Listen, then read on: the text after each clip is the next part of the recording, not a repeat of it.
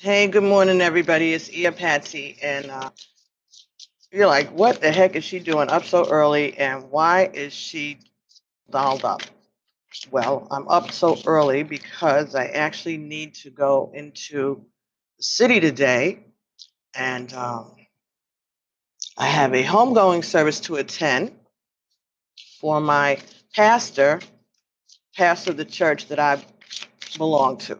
I do have a church affiliation. Uh, like I've spoken about before, since I was a kid, I chose to be a member of the Church of God in Christ. The rest of my family members are Baptist. I, you know, my mother and my sisters are Baptist. I don't know what my brother is. I think he's Baptist too.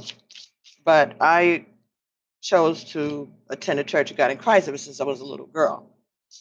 And so I've always had my membership there. And even when I moved from Brooklyn and moved out to Nassau County, New York, um, shout out Nassau County. Um, Good morning, whoever's here, please give it a thumbs up so that other people that are subscribed can get the notification that I'm doing this reading. Good morning.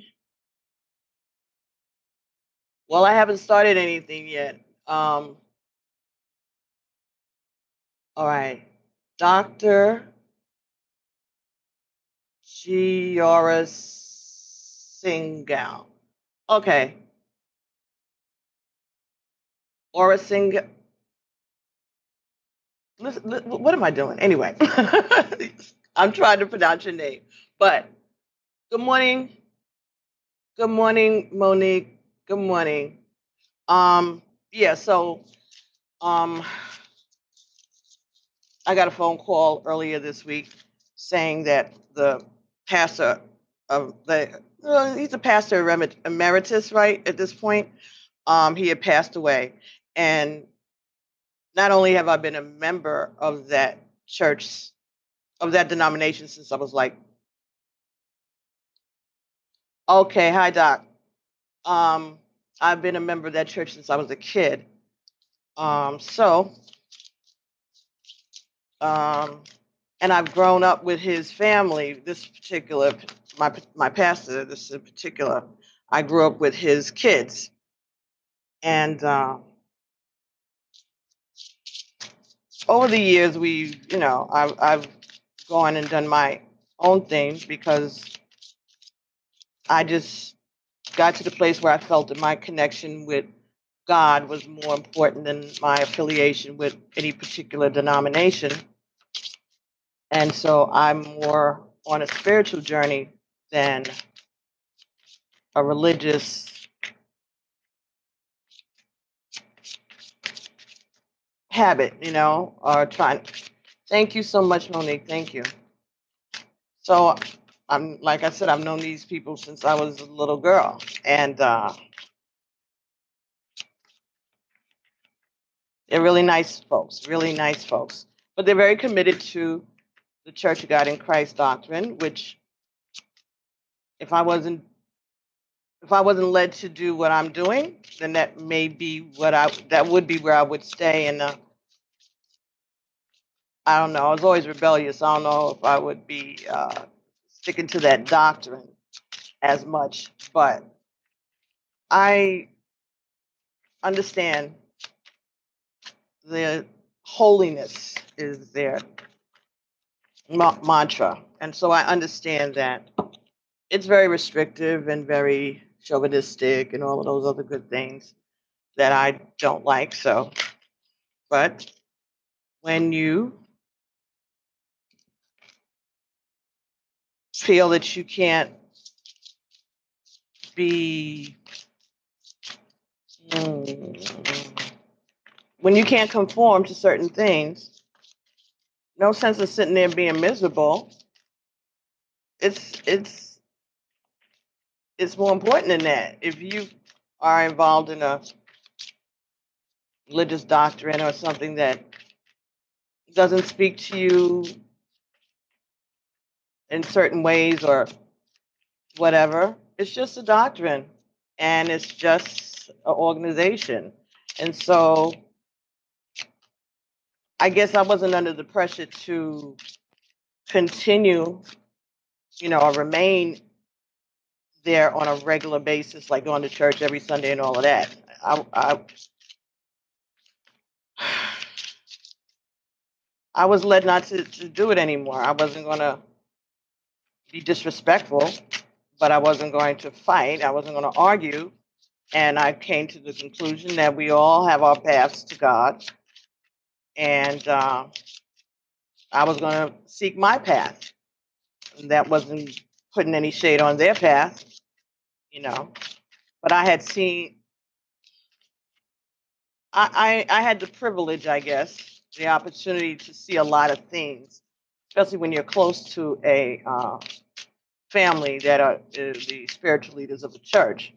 And there's certain things that you come to understand, and there's other things that you know, come to realize, And I just, there was a series of unfortunate events that occurred. I'm trying to get the energies while I'm shuffling. We're going to be using the Divine Feminine and Masculine Reunited Guidebook. And so this is a general reading for Virgo. I just figured I'd just use these cards. I just got them last week. And this speaks to those people who are in union in a twin flame relationship. Of course, all other messages will be coming through. But it's broken down into 4 sections: one section for the masculine energy, one section for the feminine energy, one section for the shadow, and one section for the light. The light would be the lesson or the tools that you need to employ in order to get through the shadow. Okay, so this doesn't want to come yet. Let's leave it. Maybe it needs to marinate and hear what everybody else has to say. So let's just start up with this reading. So anyway, like I was saying, I have to go into Manhattan and drive in, and I want to pay my respects.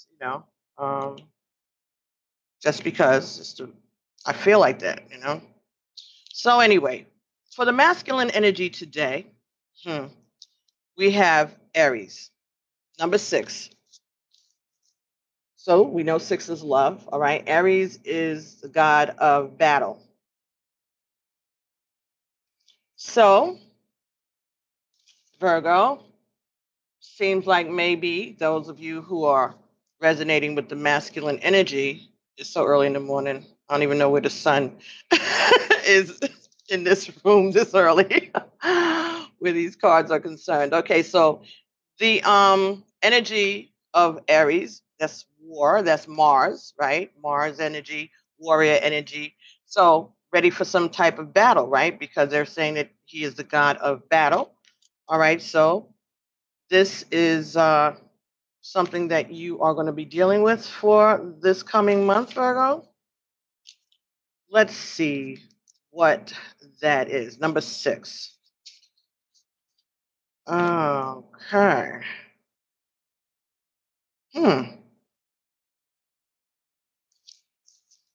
Excuse me 1 second. Yeah.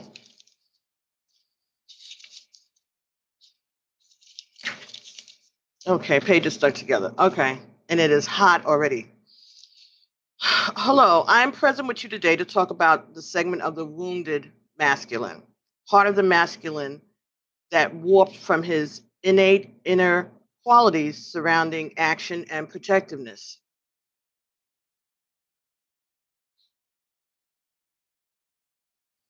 What I'm referring to is the part of the masculine heart that went to war and is still yet to return. Due to the rise of religion and war and the fall of consciousness, many battles have been fought, and the subsequent effects have been immense. When the masculine left his feminine at home to go to war, He did so with the intent to protect and serve her and his community. In order to do this, he had to detach from his detach from his tender heart. In order to do this, in order to serve her and the community, he had to detach from his tender heart. Consequently, he did such a great job of this that there's still a part of his heart that is hardened. Can you see this occurring around you? As mirrored opposites, two halves of a whole, every wounding that the masculine has, the female has a wound to match. The feminine who waited for the masculine to return has had a piece of her nurturing twisted into a sense of desperation. These are the wounds that are prevalent in your time, being pulled up to the surface to be triggered and worked through, and therefore resolved. Know that as you experience these themes, they are presenting themselves to be transmuted. All is in order, all is in the highest good of all. So there may be a situation that you come in contact with during this month, um, Virgo, that is going to cause you to revisit a hurt or to allow the part of you that you've closed off from hurt to mm, be opened again, or at least revisit how you got there, or why that part of you remains closed off to love or to community or to whatever it is. Um, Something that you have been protecting yourself from while you've been protecting everybody else. There's something that is going on, perhaps, that you have been protecting yourself from.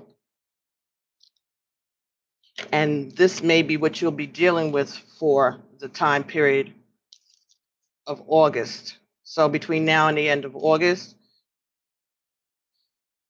the female energy that we are dealing with, that you, Virgo, will be dealing with this month, the month of August, now into the end of August, let's say, is number 8, Hach Mama, the goddess of forgiveness. So,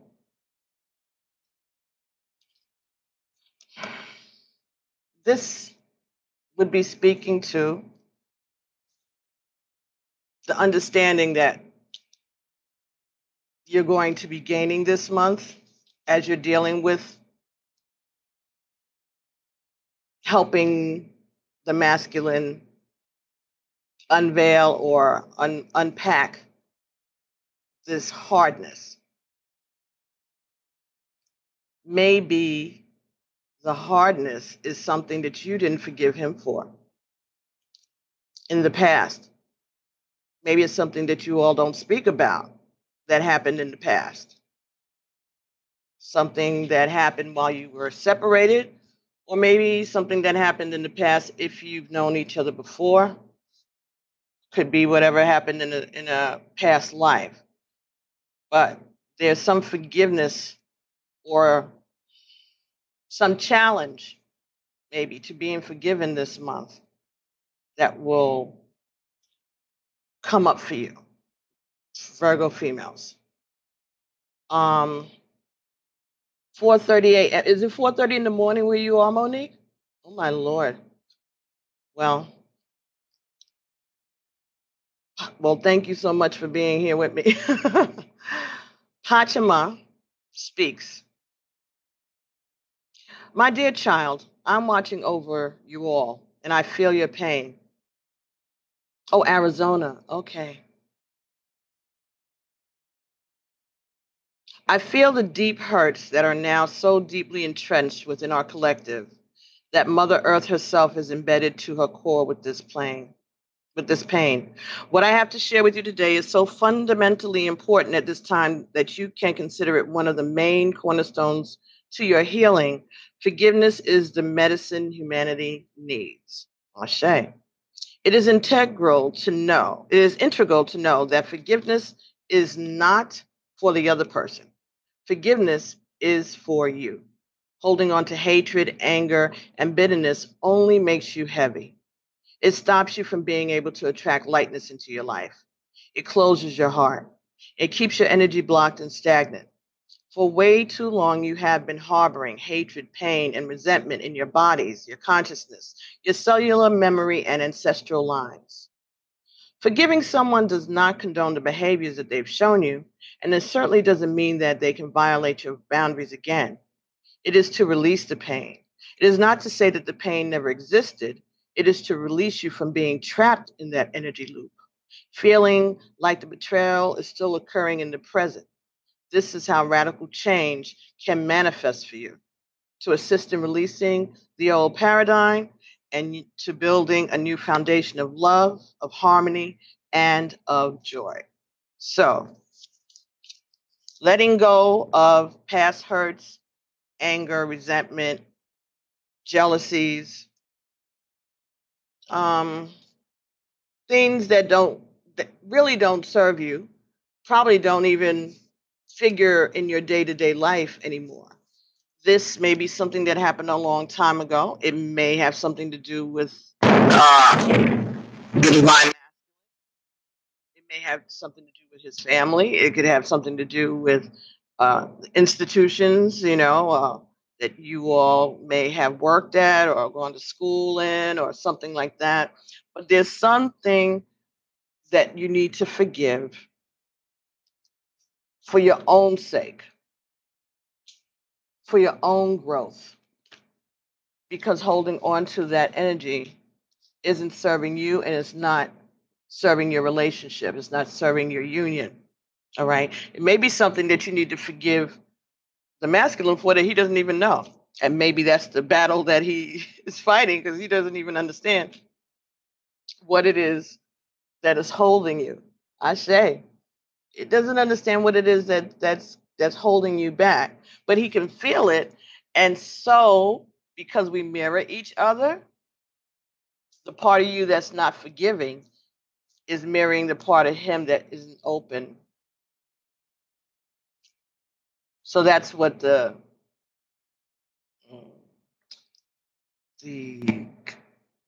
conflict may be. Thank you all for coming. Please make sure that you give us likes so that more people can know that I'm up and on. Thank you so much, because I did not send out notifications because, like I said, I'm getting ready to go to a funeral. Y'all know, y'all don't see me with all of this going on, but I'm, trying to be comfortable, trying to get to the services on time. I know I will, but, never know with traffic here in New York. It could be anything. Okay, so the shadow for you all this time period coming for August 2018 is number 7, physical ailment. Physical ailment. So something that hurts you could be a chronic disease, like I have MS, could be more serious than that.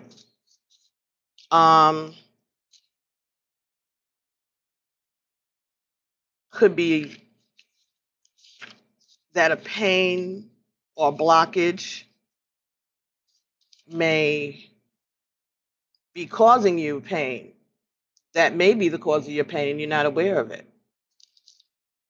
Every single physical ailment is directly linked to an emotional or energetic cause.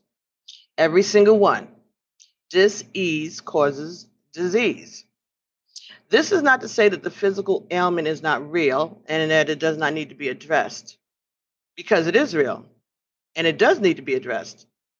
But without looking into the original emotional or energetic cause, you may end up dealing with a physical ailment that either cannot be cured or, if cured, recurs again in some stage down the track. Energy slowly comes further down your auric field, AURIC, auric field. Okay, so that's your aura. And if it is not removed before it reaches your physical body, it will eventually become a physical ailment. So, what is the best course of action when dealing with a physical ailment? Get yourself temporary comfort for the pain before tackling the ailment itself. Research what particular ailments are linked. Research what particular ailments are linked to emotionally. Then simultaneously work on finding the emotional cause while you get treatment for the now existing physical ailment itself. Let us use a sore jaw that is out of alignment as an example. Googling jaw pain emotional cause may show you that jaw pain is linked to holding in anger. So, holistic counseling sessions discussing issues surrounding repressed anger in conjunction with sessions with a physiotherapist for the jaw ailment and pain itself can lead to your ailment being healed entirely. So basically, using medicine and science and holistic approaches, spirituality, checking into your doing your research behind the disease or the ailment or the pain, and then understanding it and working with it. Okay, like in Ifa, right, in Yoruba, if you have a pain in your back, in your lower back a lot, right? They say that that is your ego. They're on you. They're trying to be present. They're trying to communicate with you. Okay. Um, I've spoken before. I have multiple sclerosis, right, which is a disease that affects the your nervous system, where mm, like a circuit, right? Inside, if you open up a electrical circuit, you'll see all of these wires inside, and each of those wires are different colors because they're protecting each wire from slamming against one another and causing misfires, right? So when you have MS, that lining, that covering, those colors that we see inside of an electric cord, for instance, those colors, the protective covering, the sheath over the wire starts to unravel or starts to dissolve. And that's what happens with multiple sclerosis. So you get uh, wires that are now exposed, and when certain things happen and they hit against each other, you'll get misfirings. All right. My first real evidence of multiple sclerosis was losing my eyesight in my right eye, which I've gotten back, thank God. But that happened to me twice within the same year. That's scary. So, and when I found out what it was, um, I didn't freak out. You know, my family was like, ah. I was like, wait a minute, wait, let's just back this down. All right, I have a chronic disease, but they didn't say I was dying. You know, um, they're just saying that this is I have to work at it. I have to treat it. I have to, do the things that the doctor prescribed. But I also knew growing up all my life that my aunt, who was a person that was a spiritualist and who I was very close to, always complained of fibromyalgia. And fibromyalgia is kind of related to MS the same way. And so I asked the doctor, "You sure that's not fibromyalgia?" He's like, "No." All right, neurologists, they know what they're doing. Okay. But as I was researching the other day, I'm learning about being an empath and all of this other stuff. Um, and I came across an article about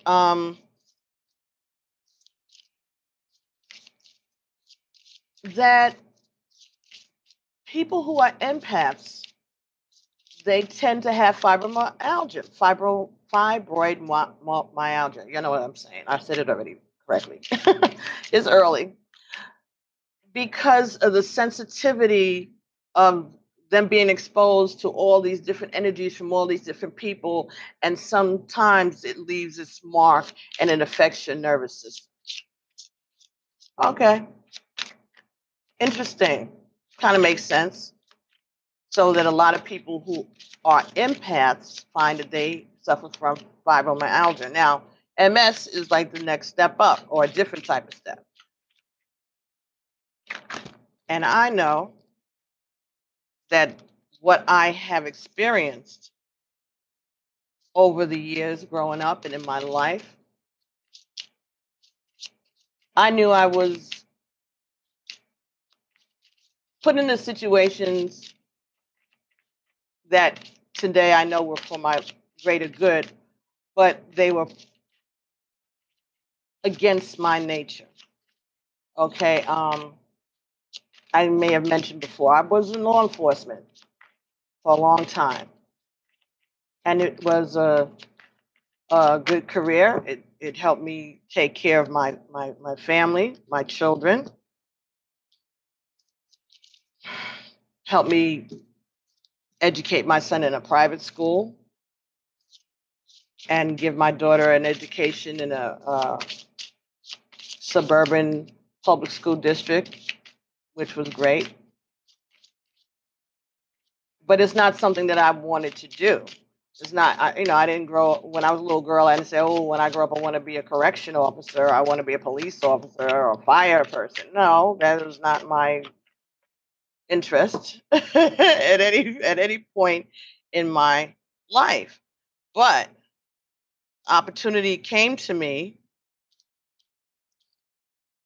maybe out of necessity, I guess, to provide for myself and my child, and to have benefits. And so I went ahead and I took the test and I passed it, and I became a correction officer. Working in the city of New York and Rikers Island, AKA the belly of the beast. So I'm an empath. Now, I don't know that, right? I'm just a single mommy trying to make sure that I can, take care of my kid. And I was already living out of the city because it was too much for me even then at that young age. I had gone away to school upstate, and when I came back to Brooklyn, it was like, oh no, it was too much, because I had been upstate New York near lakes and cows and apple trees, and a whole different experience. And so when I came home from college and I had my baby, I said, oh, no, I can't let her live like this. I can't have her growing up like this. I know how it affected me.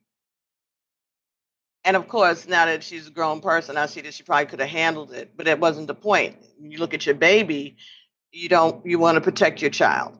And so I figured that this would be a better atmosphere to try to move away from that.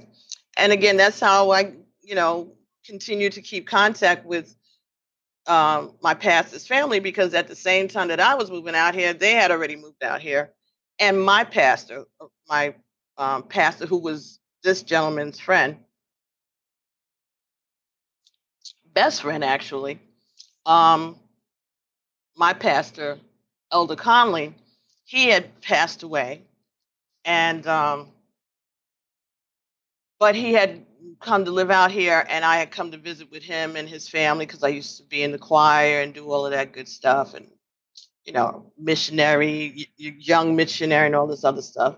Because I always had a thing for church. I always had a thing for God. I always had a thing to want to share a message. So anyway, when I came out here after he passed away, yeah, I know my son just brought me some coffee. Thank you, from McDonald's.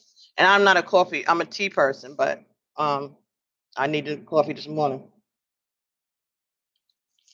So anyway, when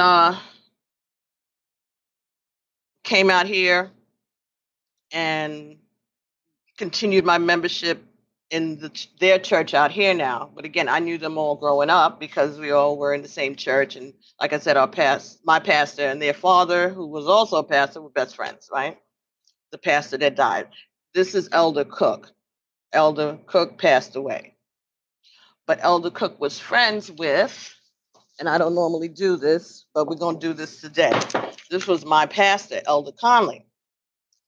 All right, now he died back in 1980, I guess 81 or 82.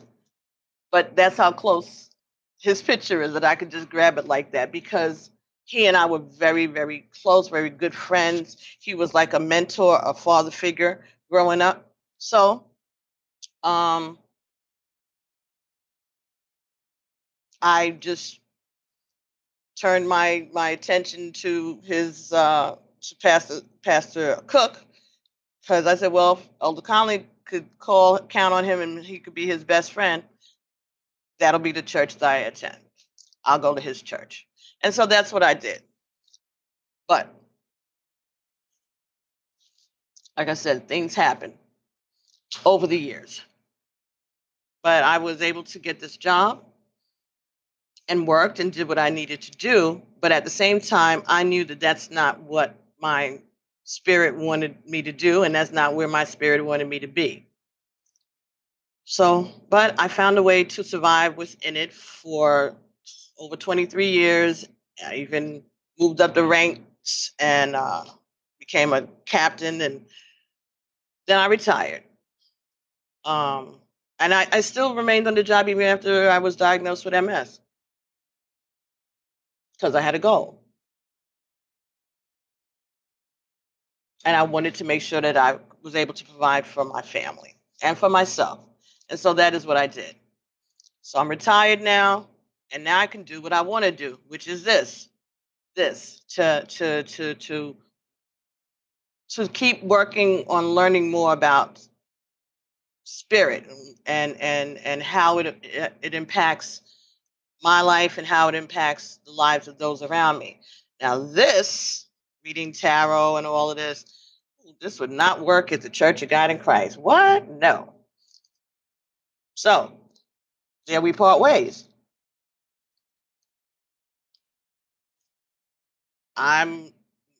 Hey, I don't feel any less connected to God than I did when I was going to church Monday, Wednesday, Friday, Saturday, Sunday. And again, not because anybody was making me, because I chose to do this on my own. My mother was very upset because she originally, at the time, she was Episcopalian. They go to church an hour in, an hour out, go home. What is this you're doing? You're in church all the time. You must be in a cult, that kind of stuff. She was freaking out. But that's where I was drawn to. That was what I was drawn to. And I got myself to church on Wednesdays and Saturdays. And all. That was me. No one making me do any of this stuff. So, again, no one making me get to the point where I am now, where I feel like this is my calling. This is what I'm meant to do for myself and for my family and for those people who find this interesting and can connect with what I'm feeling. Okay. So again, physical ailments that we manifest over time, again, can be connected to physical ailment, yes, but is there a spiritual thing behind it? So I'm figuring so far, because I'm still learning and I'm still on this journey. Thank you, Monique. So sweet. Peace, love, and light. Thank you. Same to you, babe. You know, I'm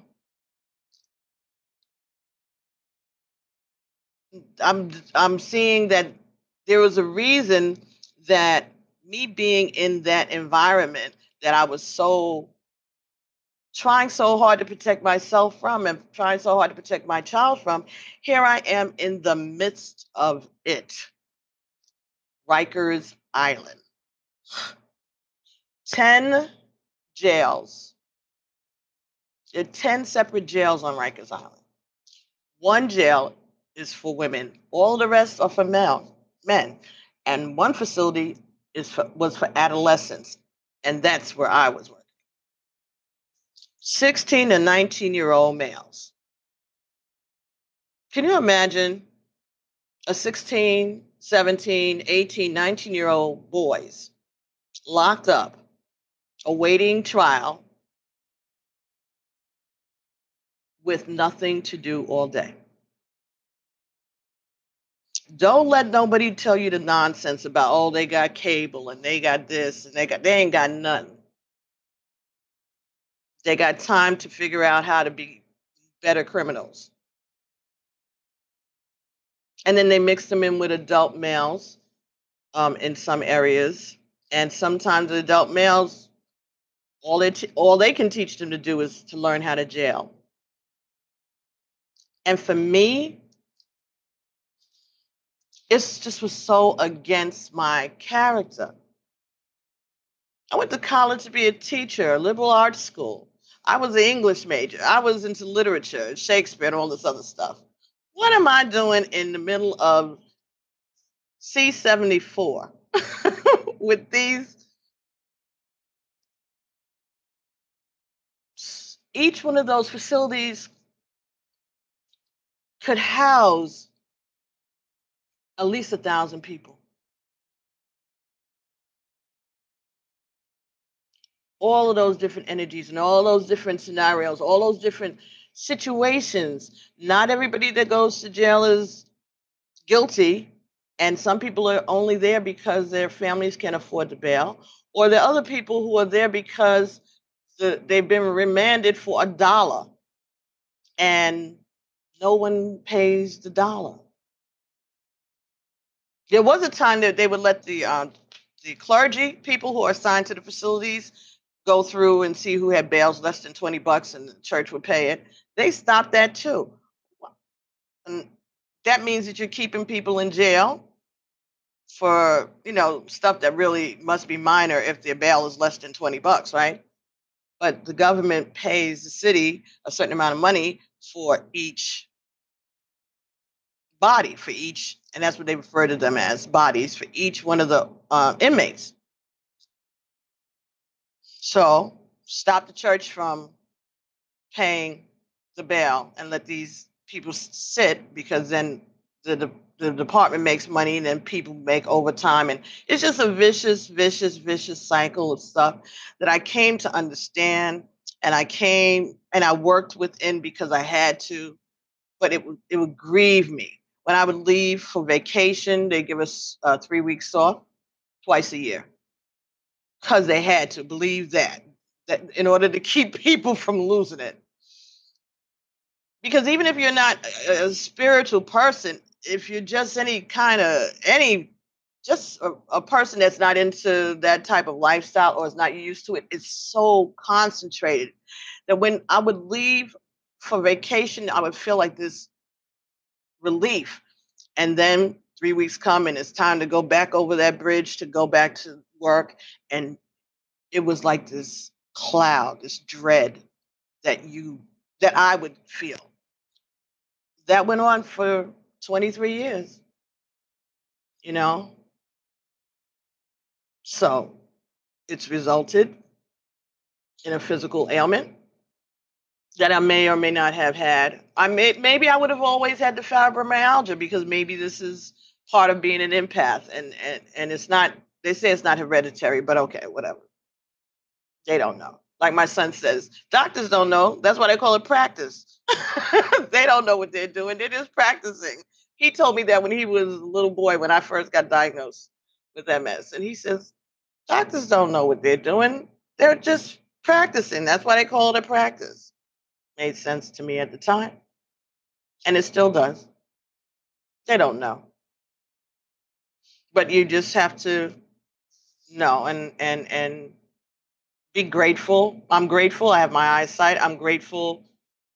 Even when I fall and broke my leg after I retired, I broke my leg. I was like a year into the retirement, and I broke my leg for nothing, for absolutely nothing. Walking from my bed to the computer upstairs, bang, broke my leg, couldn't even see it.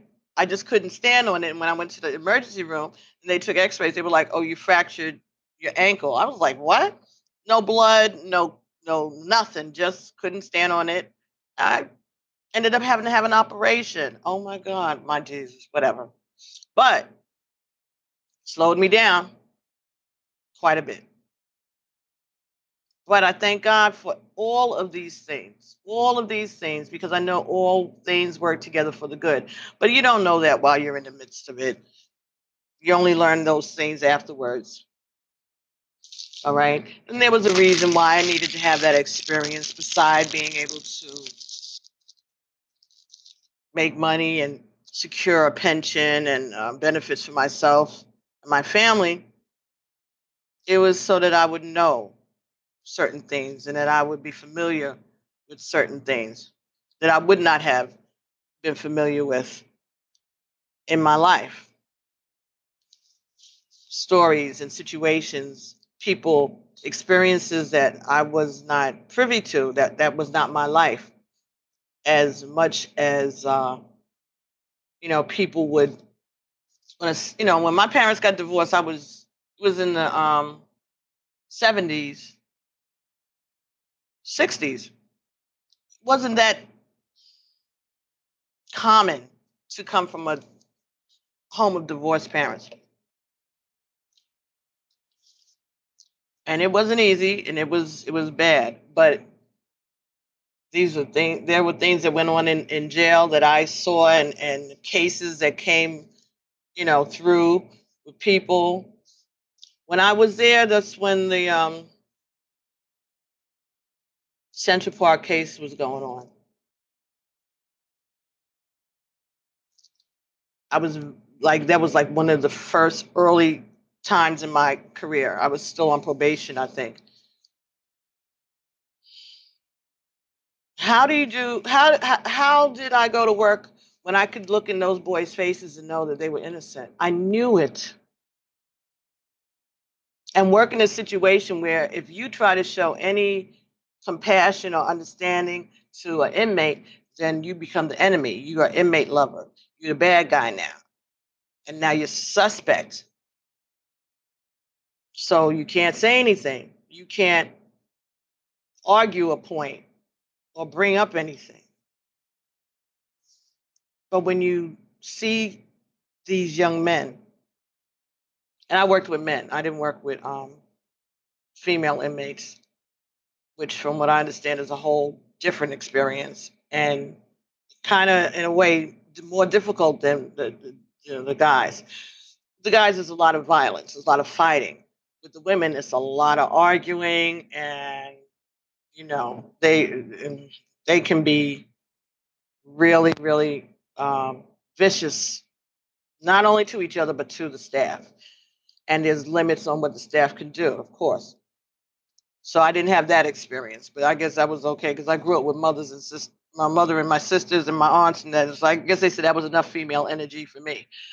So I needed to see more, I guess, of what goes on with males, and maybe that's why I can be more sympathetic to them at times, or at least understand where they're coming from, because I've seen different scenarios, and they're all little boys basically, and they just, life has treated them different ways, things that they had no choice about, just like the rest of us, just like we women haven't, and they just react to it in a different way for different reasons.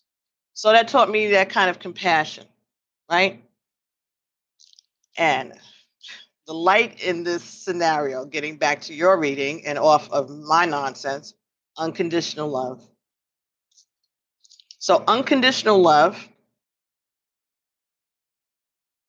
is what's going to heal the situation and take away this pain, and maybe even heal these physical ailments. The forgiveness that needs to be shown.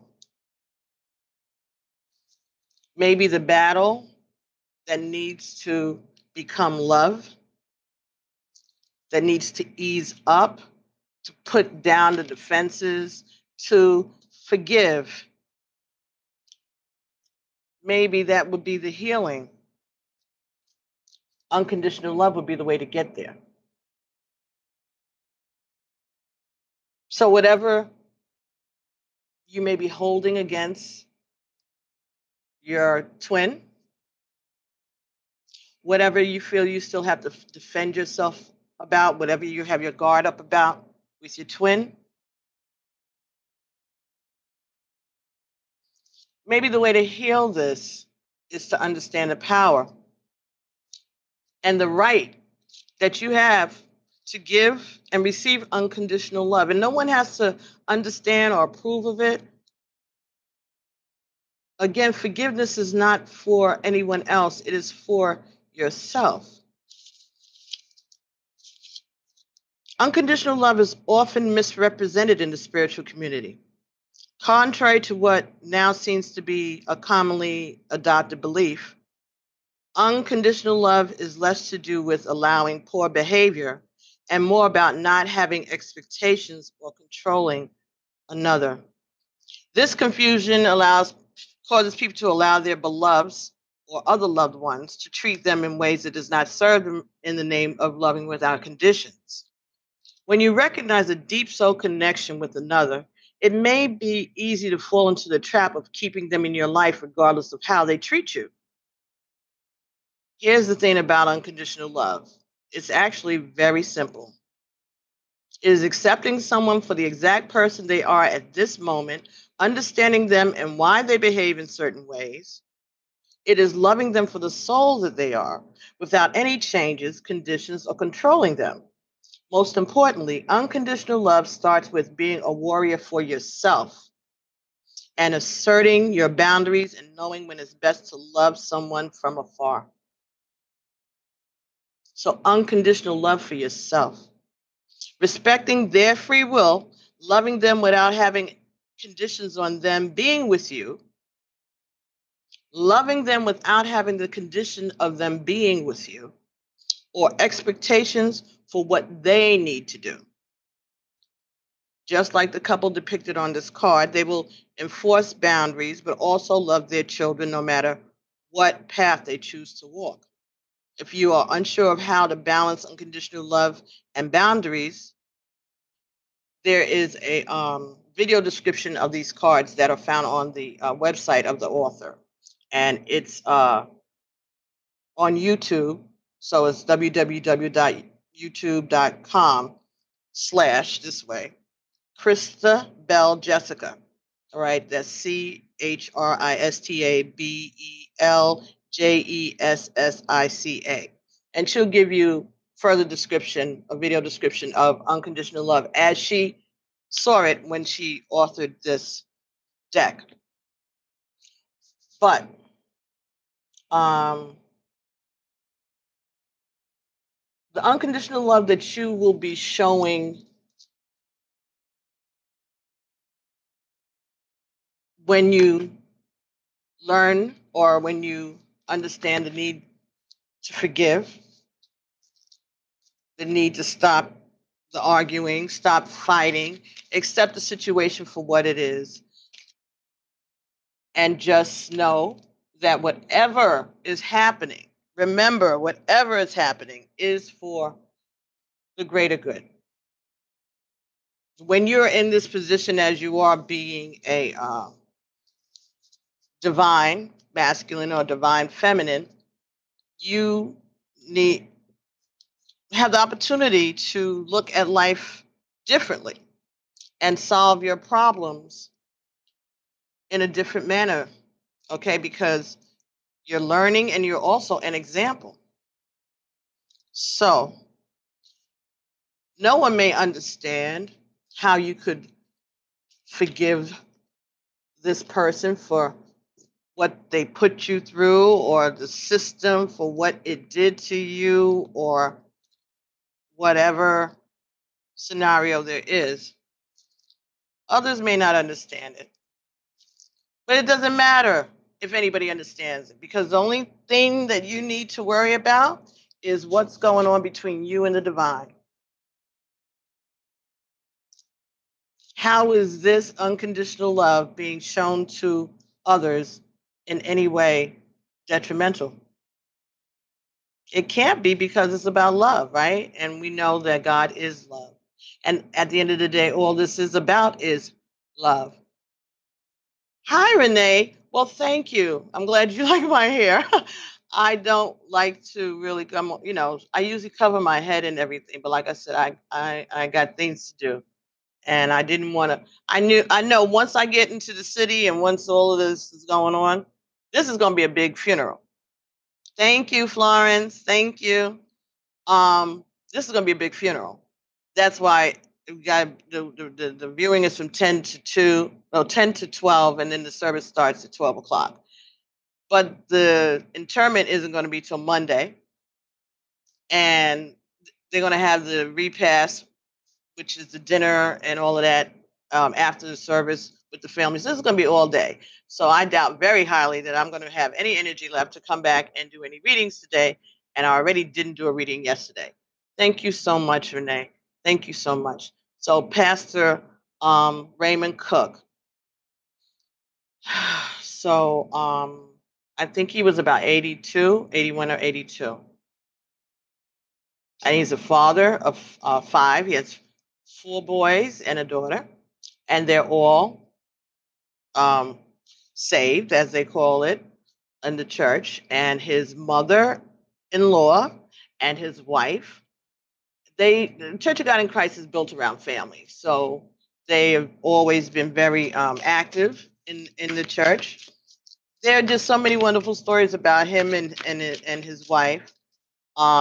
They met each other at church. They went on one date where she says her mother showed up. She went to pick him up at the train station because they lived in Far Rockaway and he lived in the city. And she picked him up at the train station. Her mother was right in the car. And her mother stayed for the entire date.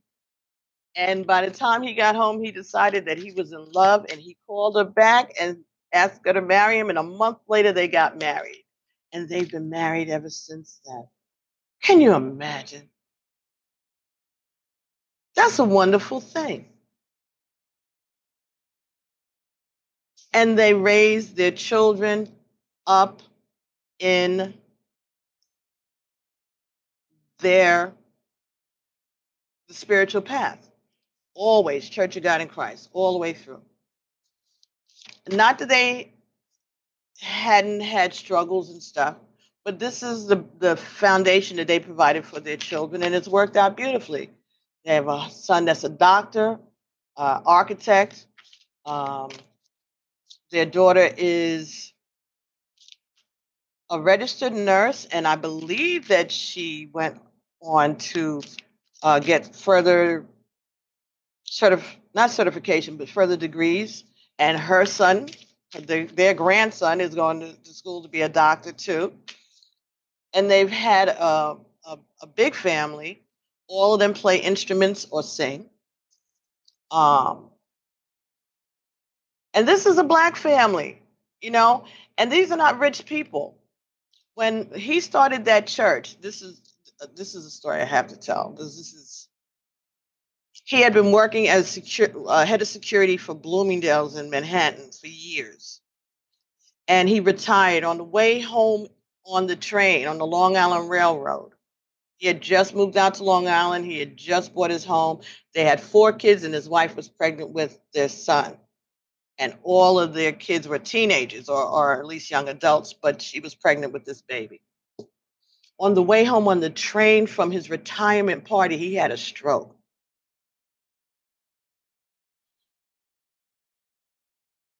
Think about that.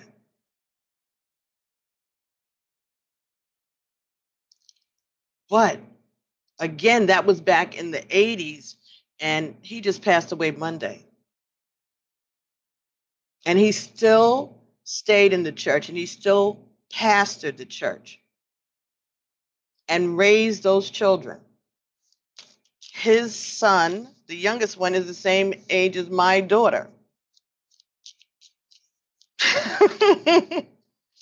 And they were close. They grew up and they were friends. And his wife babysat for me sometimes when I had to work and expose my daughter to the church teaching that I didn't have time to do because I'm busy working. But he was still able to survive, and his wife and his mother-in-law. They just kept holding up that banner of Christianity and holiness and all this other stuff. And it worked out well. Like I said, it all been successful. Um, one of his sons is now the pastor of the church, and his daughter had married a guy, and he ended up being a pastor of another church. So she's the first lady, they call it, of the church, where her husband is the pastor. So it all worked out. It's all working out. It's still working out every day, every day, every day. And when his wife called me to tell me what had happened. These are cards from the Wisdom of the Hidden Realms. All right, we're going to see what it is that we need to do. What you're facing coming into this time period and with these lessons. Oh no, that's too much. Let's see what else. When she called me to tell me that he had passed away,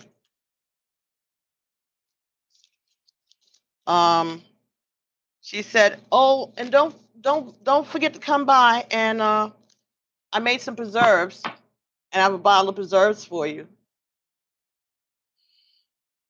And she's on the phone calling people and telling them that her husband passed away. But she's saying, "No, by the way, I made preserves. I put preserves up."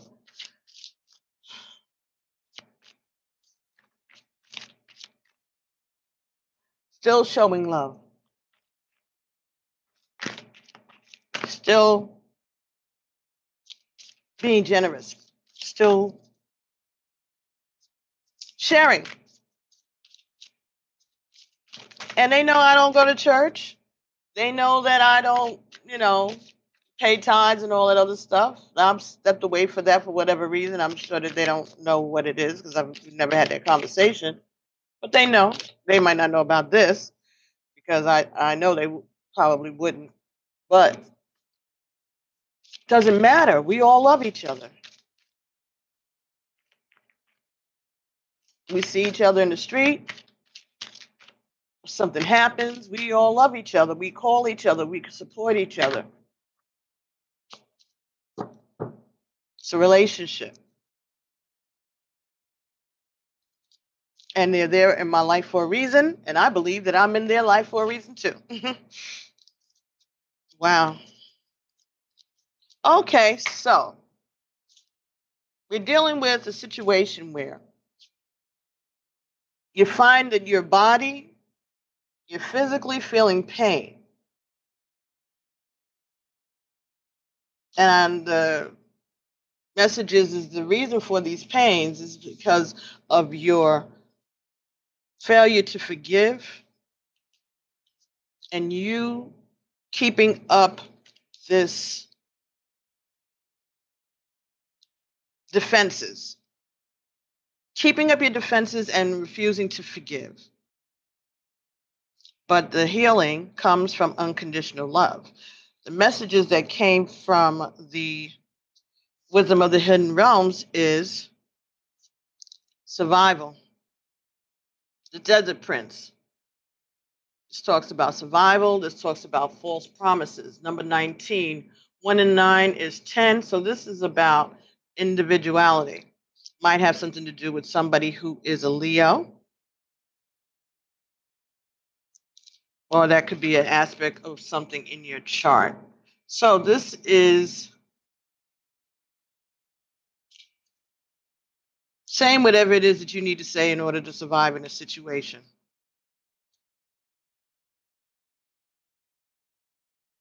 I think that's what that's talking about. That's what Spirit said. Sisters of the Season was the next card. This talks about cycles of growth, natural law, and divine order. Number 17, 1 and 7 is 8. 8 is infinite, right? 8 is divinity. Infinity. So, natural law, cycles, right? Living, birth, life, death, natural cycle of life, divine order. Understanding that this is all part of the cycle of life and everything that's going on, all of these lessons is part of getting you in touch with your divinity and helping divine order to be established. Okay, Florence, thank you. Bless you. Thank you so much. Yeah, don't forget you can always come back and watch it later if you got to go. Yeah, Monique, that is family. Yes, Renee. Um, yeah, that's family. Those are my family, even though they're not my family, you know. But both of my children were christened in the Church of God in Christ, and my son is a lot younger than my daughter, and so I was definitely not attending church on a regular basis. I was working my career, whatever was going on, but I still wanted to give him that foundation. And he could choose to do whatever he wants to do later. And they have my daughter. She had become a Buddhist at some point. And my son, he's gone from being an atheist to an agnostic to I don't know, but he plays death metal and all this other stuff. But I don't get in whatever they want to do, whatever they want to do. It makes me more happy to know that they believe in something. And so now my son seems like he's starting to believe in something, especially since he's around here seeing all that goes on with me. And he's like, "Ma, if I wasn't here, I wouldn't believe this." He says, "But I see it and I could tell somebody it's real." And I appreciate that because this is a person that had said or felt, that he didn't believe in anything. um, so I just saw that as him being open. I sent him to a private school. It was non-sectarian. So he was more open than maybe other kids his age would be. And so now because he's open and because he is my kid, and regardless of what he thinks, there's whatever's in me is in them too. And so he's embracing what he's seeing. And I appreciate that I'm an example to my children, not only about being spiritual, but also about accepting everybody's differences and whatever their path is, knowing it's their path. Hi, Ananda. Ananda. Okay, thank you. Good morning. So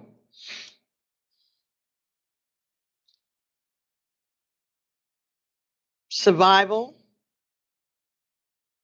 divine order,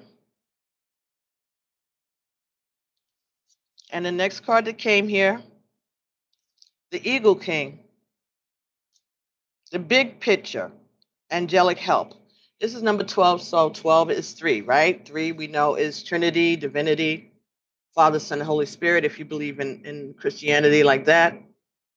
And this is being able to look at something like a bird's eye view, to be able to look at a situation and get help from the ancestors, from the angels, to help you to decipher what it is that's really going on. So let me take a look at the Desert Prince.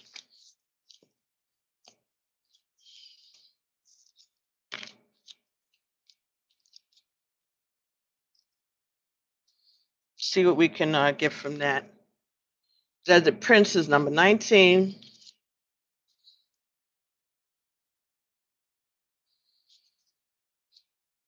When you stumble upon the Desert Prince, you receive a gift. Plant life that exists in the natural environment, in the desert environment, is well defended. It's tough and succulent, even though it gets little to no water. In spite of external conditions, extraordinary life form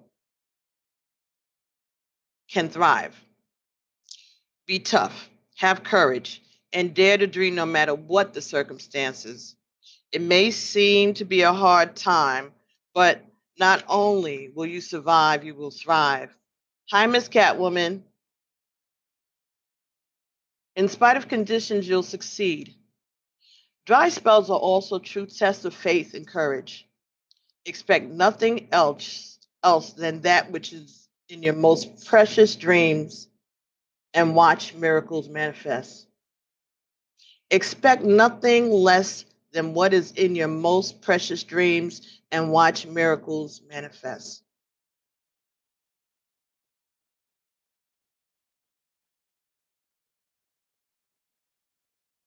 Pay attention to false promises. Don't be swayed by shortcuts and flattery. The best way out of this is to accept that every life has a desert, period.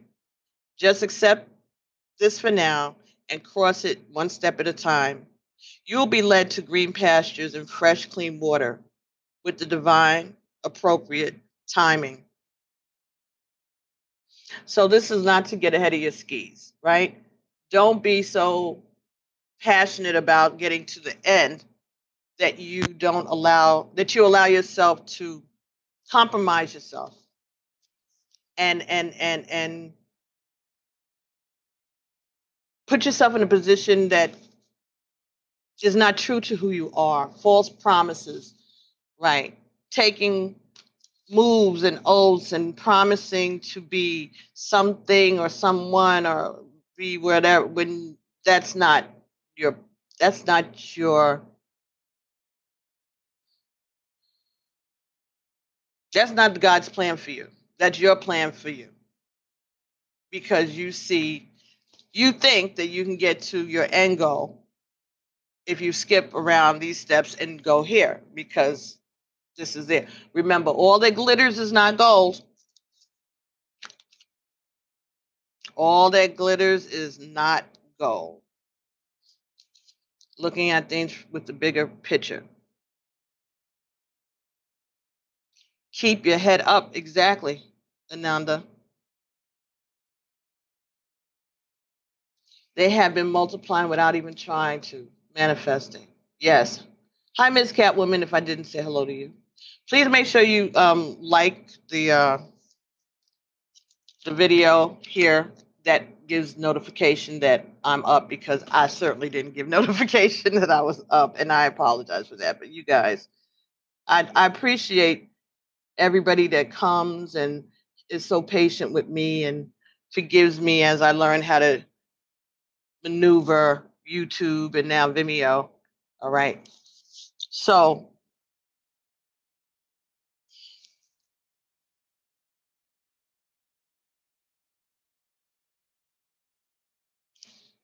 one and 8 is 9, 10, 11, 12.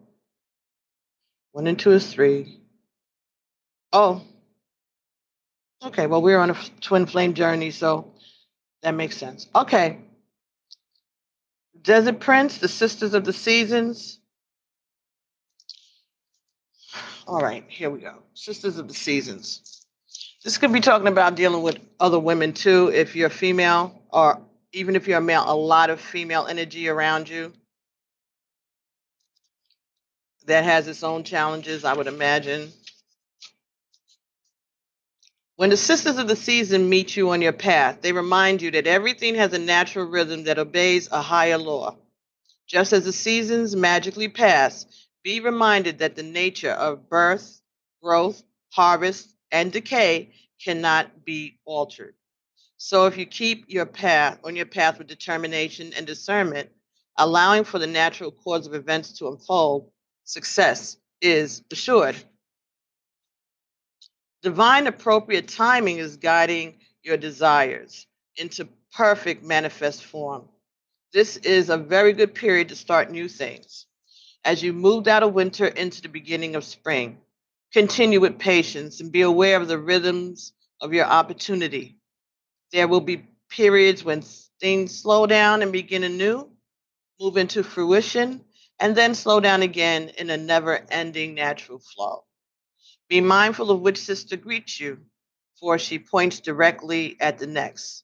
Each moment counts now.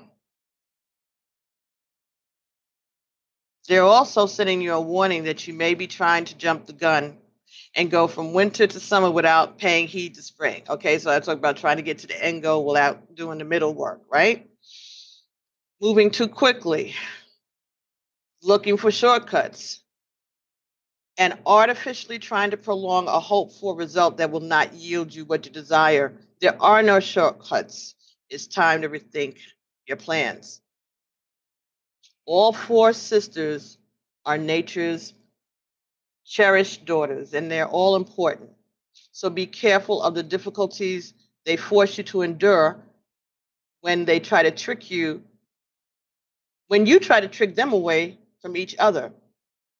Better to let nature take her course.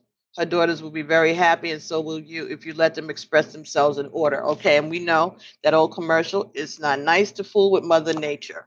So if nature is telling us that we have to go through the winter, I'm sorry, we have to go through the spring, the fall,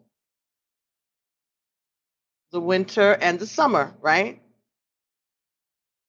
No, spring, summer, spring, winter, and fall. Fall and winter. We have to, whatever the cycle is, y'all know what I'm talking about. We have to go through the cycle, and we can't skip the parts. We can't skip ahead. You can't read, you can't get to the end of the book because it's not written for you to read. You don't have the tools, okay? You are not, you didn't make this, you're not conscious of the contract that you signed. So you don't know. And you can't be trying to rush it because we all have to go on our own journey. And no one's journey is more right or more wrong than another when it comes to these matters, okay? Because it's all playing out the way the divine has it playing out. We're just acting out our parts.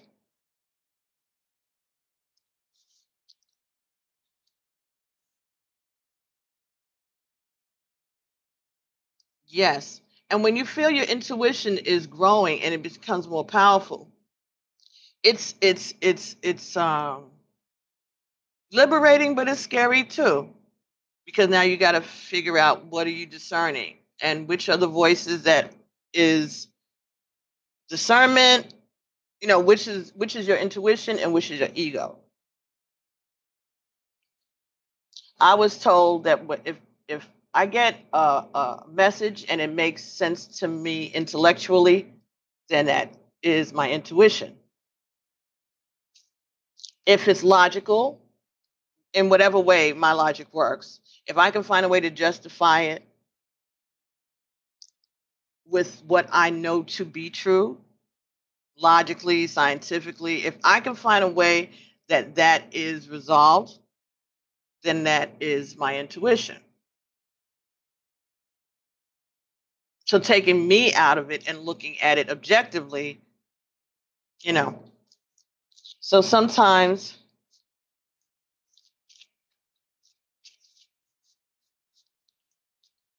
okay, I was rushing things, but was forced to retreat and go into hermit. No, we are not in separation. All right, yeah, because the lessons take on a different air when you are in contact, when you are reunited um, with your partner.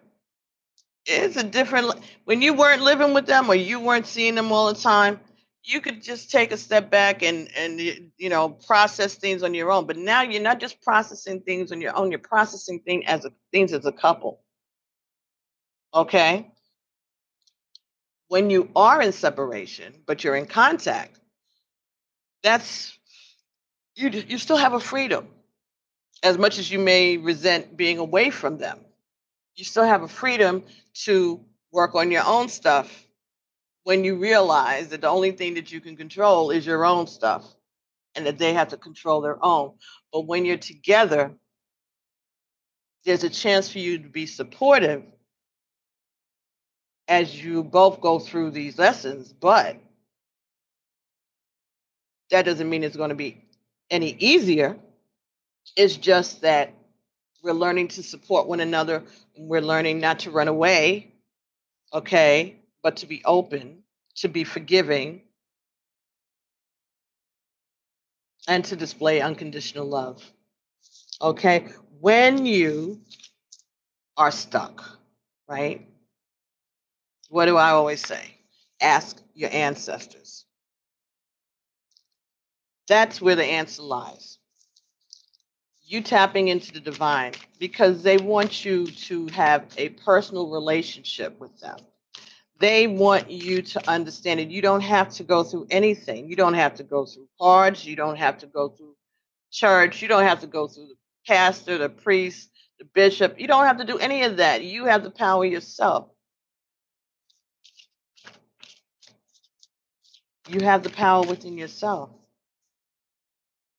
because it's all based in love. God is love, and we're all parts of that. We're all parts of God, right? If we are created in God's image, then aren't we all part of God?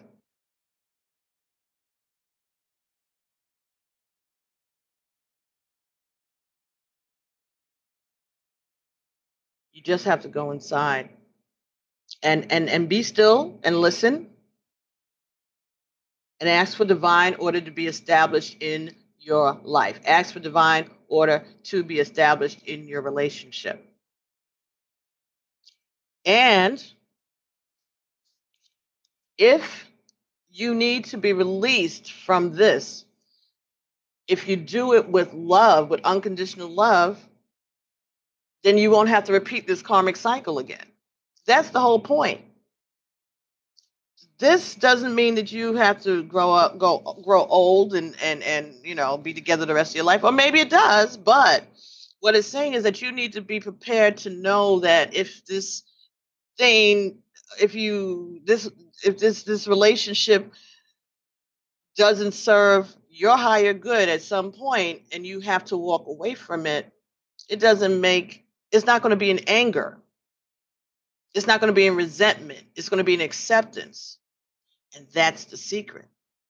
To be able to release this person to be their best selves while you do what you need to do to be your best self. To fine tune your relationship with God. This relationship here is here for a reason. Because you need to nurture this person and they need to nurture you. There are lessons that you all can learn from each other. There are hurts that are common to each other that you all may not know about. And you need to dig deep. And when you do that, maybe you need to have someone who you love around to help you handle those things.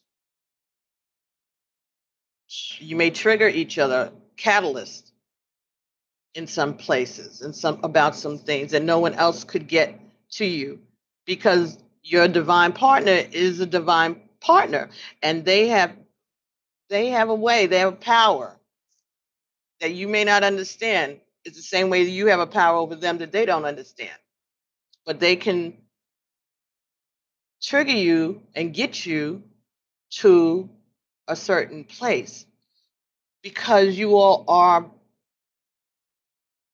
were created for this, for each other, to help you both. And again, you're being an example to others. And the lessons that you're learning and you're sharing, you are helping to spread the word, to spread the message, to spread harmony, to spread peace, and a deeper understanding of the divine. So at the end of the day, they're going to help you to look at the bigger picture from a bird's eye view. They're going to help you to be able to discern what is true, what is false, to accept the cycles of life, that this union with your twin flame is not the end of the game. This is part of the journey. And the part of the journey that may have you married to this person for 70 years or 60 years or 50. Or being friends with this person the rest of your life, knowing that whatever challenges comes up, this person is there for you and you are there for them. Even if you're not married or even living together, you don't even have to call each other on the telephone because the communication is in another level. You've reached another level, right? You've reached another level in your ascension, both of you. So know that no matter what, there will always be a connection. You'll be able to send these messages and receive these messages, and you all are going to be working on something, whether or not you're in each other's faces or apart. At some point, that may happen. So what I'm saying is, don't be resentful. Don't be impatient. And don't be angry. Don't be angry. Understand that it is all working together for the good. That it's all part of the cycle of life. That it doesn't mean anything bad about either of you. Either of you. If at some point your lessons take you away from each other, it doesn't make him a bad person. It doesn't make you a bad person. It actually probably means that you've outgrown this part of it and you're ascending to another part of it. And it doesn't mean that you don't love them and that they don't love you or that you're not lovable or any of that other stuff. It just means that you got more work to do and you got more lessons to share, because now you're not just learning, you're able to share. And speaking from experience.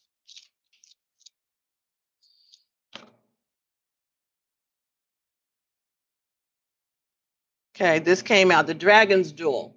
Inner conflict, morality, and a conscious choice. Number 23. So 23 is 5, right? And this is a battle, but it's also healing because it's got that infinite thing going on. There is a way to get out of it because even though it is infinity, it's not closed. But this is just something that you have to solve within yourself and make a choice about. Which of these paths you're going to follow? Which of these dragons are you going to allow to win? Is it the dragon of wealth and the end game right now, or is it the one of a slower path, maybe? Not so pretty.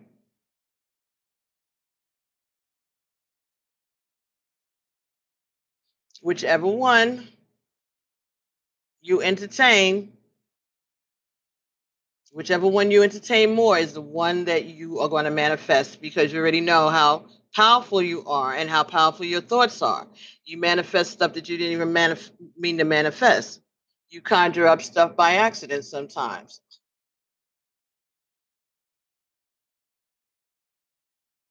So there's a conflict inside of you that you're dealing with. And you have to make a conscious choice about which way you're going to go. But again, that's why the Ego King is here, to help you look at this from a higher plane, from a divine plane, knowing all that you know, knowing about divine order, knowing about forgiveness, knowing about unconditional love, knowing that you can work to heal these physical pains, not only by medical, but also by holistic and spiritual means. If you know that you're having all these back pains and you can't find a way to solve it, and if you learn that That means that your ancestors want to speak to you when you are experiencing these back pains. It's not going to cost you nothing to figure it out. And how do you figure it out? By going to your ancestors and saying, hey, I'm here. And see if the back pain starts to ease. I'm telling you what I know. Finding out what besides science and what besides medical, because you do have to attend to that, because there's blessings in that too. Okay, there's the creator would not have given science these tools and allowed certain people to go into these fields who are natural healers if it wasn't for us to take advantage of. But at the same time, the creator didn't put trees and bushes and rivers and crystals and rocks and minerals and all these other things in the atmosphere for us not to use either. Everything, the fullness of the land, abundance. We have dominion over all of this, right? That's what they said in Genesis. So there are things in nature, there are forces in nature, including the angels, including the fairies, including leprechauns, including all of these things that are there to help us, teach us lessons, protect us. And you don't have to convince anybody else. All you have to do is believe it yourself. And whatever you believe in, however way you believe, it's going to work for you in the best interest of yourself, in divine order.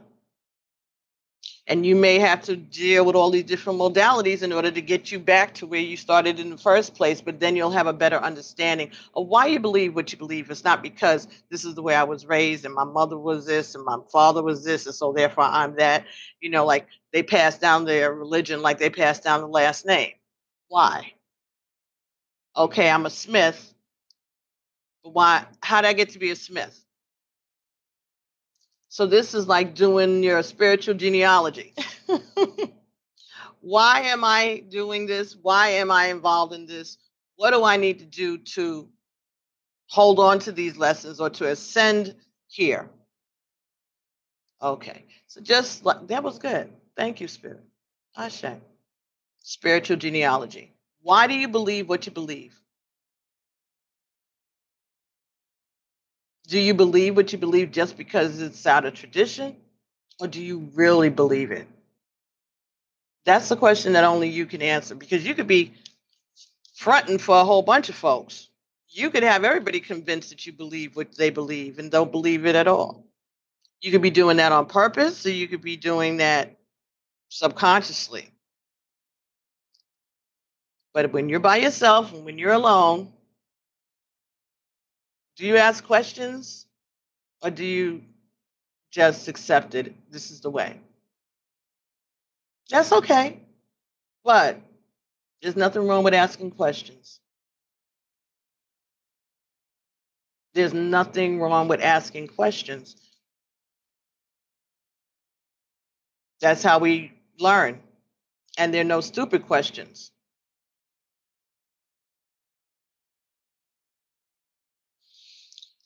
Okay, Virgo. I don't know why I am doing all of this rambling this morning, knowing I got places to be and stuff to do. But I'm going to do one more thing, and then I'm going to get ready to go to the city. And I want to thank everybody for joining me and for giving me thumbs ups, and I appreciate it so much. I'll do the second part of this reading, which will be with the Tarot of Sexual Magic, when I get back, or at least not right now. So I'll continue this. Look at this. Oh, my Lord. From the Conscious Angel, from the Conscious Spirit Oracle by Kim Dwyer. Number 27, Spark of the Divine. Messages from your ancestors, right? 2 and 7 is 9.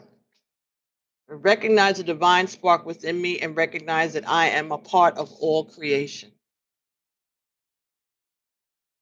You're welcome. You're welcome, Renee. Thank you.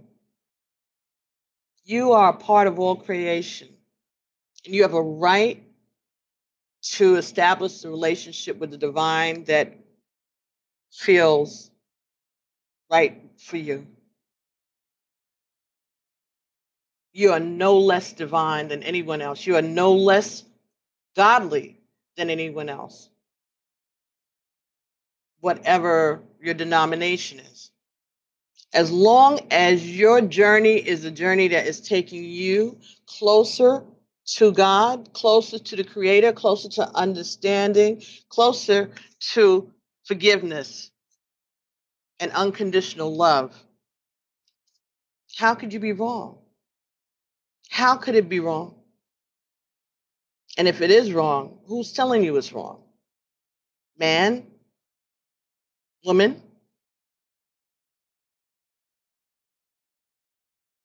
Seek your answers from the divine. Seek your answers from your ancestors. Seek your answers from the Creator, and don't leave your spiritual understanding in the hands of someone else.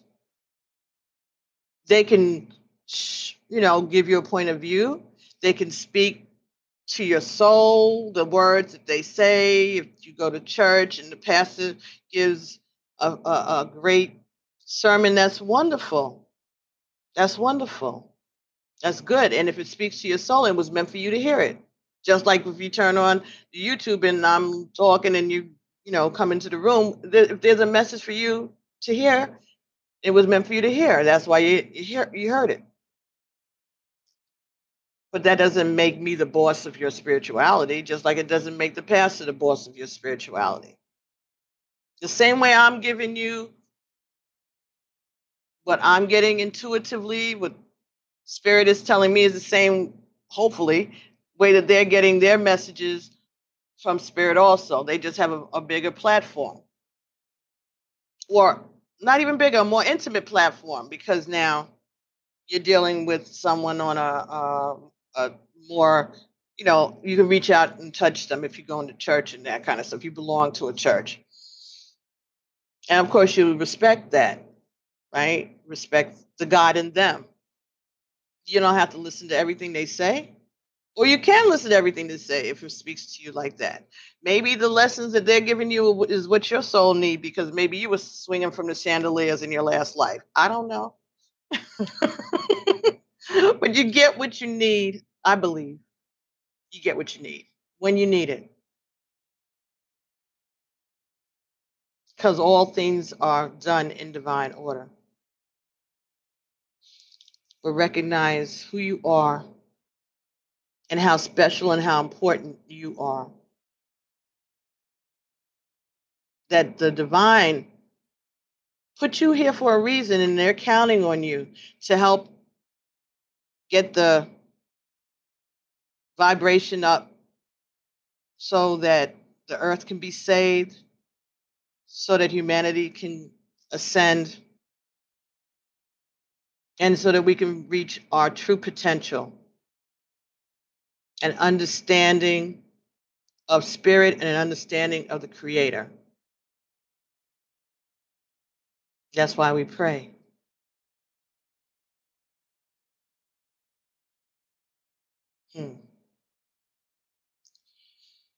Anyway, you guys, thank you all, Virgo, for coming and joining me today. And pray for the family of Elder Raymond Cook. But they'll be fine. They'll be fine. They're committed in their beliefs. Do you know the pastor's mother-in-law? His mother-in-law is still alive. She's over 100 years old. She's still alive, and she's still there. She's still riding in the car. She's still there.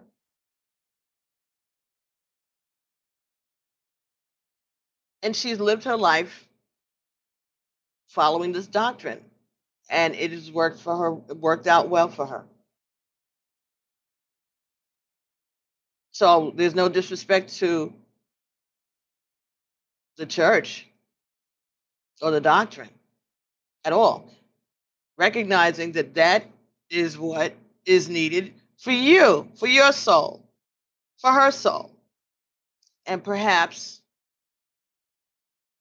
for mine too.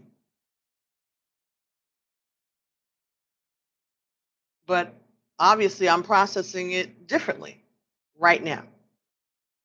And I'm comfortable with it. And I'm doing what it is that I wanted to do, which is to teach and to help. Even with the experience of working in the jail, those were skills that I was able to acquire during that experience that even helped me do this.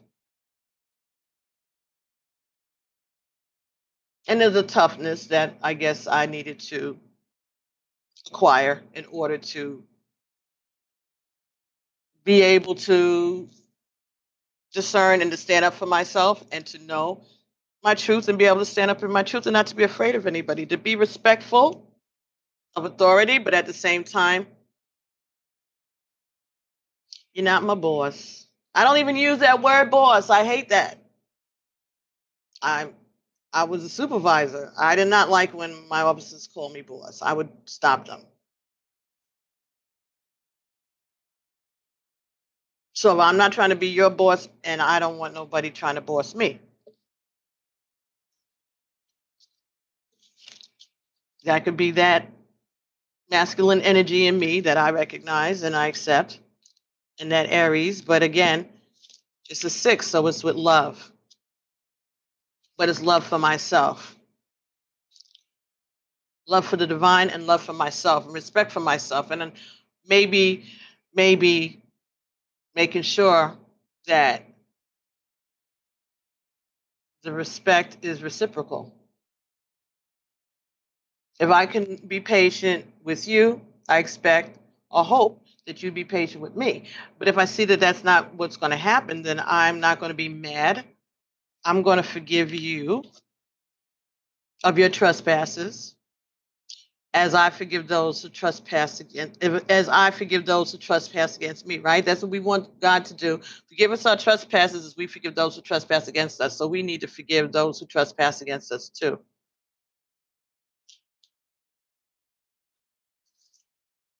Spark of the divine.